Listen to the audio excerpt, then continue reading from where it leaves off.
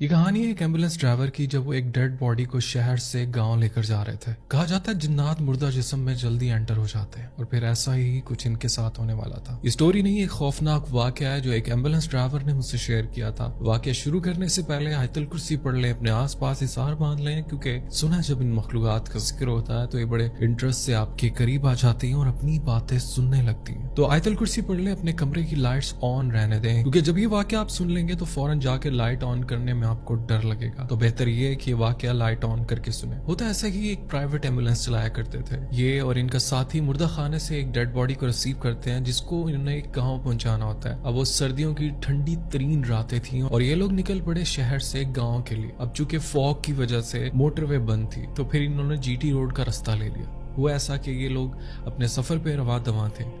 Fog बहुत ज्यादा थी, बहुत ज्यादा हाई स्पीड में नहीं जा पा रहे थे। अब जो जीटी रोड था वो भी जगह जगह से खराब था, ना गाड़ी की स्पीड ज्यादा कर पा रहे थे क्योंकि फॉग भी बहुत ज्यादा थी। अब होता ऐसे कि चलते रहते, रात बहुत ज्यादा हो जाती है, दूर दूर तक न बंदा न बंदे की जात। काफी देर बाद कोई गाड़ी इनको क्रॉस करती तो करती, अदरवाइज ये बिल्कुल अकेले और इनके पास एक डेड बॉडी थी। अब आप खुद अंदाजा लगा लें कि आप एक सफर पे जा रहे हैं और आप एक वीरान रास्ते पे जा रहे हैं। चारों तरफ फोग है, रात का अंधेरा है और सन्नाटा है और आपकी बस गाड़ी चले जा रही है और आपके पास एक डेड बॉडी भी है। आपको वैसे ही गूज़बम्स आने लग जाएंगे। बहरहाल ये चलते हैं, चलते चलते इन्हें खराब रोड नजर आता है तो ये अपनी गाड़ी रोक लेते हैं। एक कच्चा सा रास्ता जा रहा होता है।